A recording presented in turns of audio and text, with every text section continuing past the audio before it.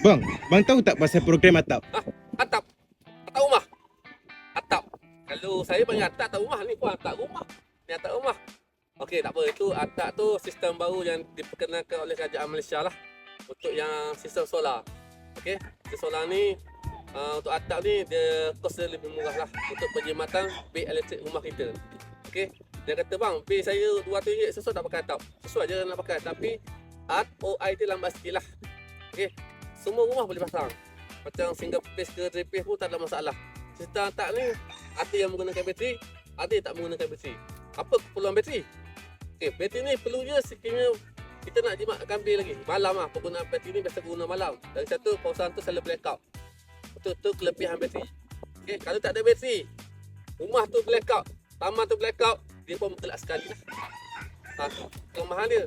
Tapi kebanyakan atap ni, mereka orang ambil bateri lah. Sebab dia boleh support untuk malam punya. Atap ni, kelebihan dia dan kekurangan dia. Okey, kelebihan dia, bagi isteri yang duduk rumah, anak duduk rumah, dia boleh guna.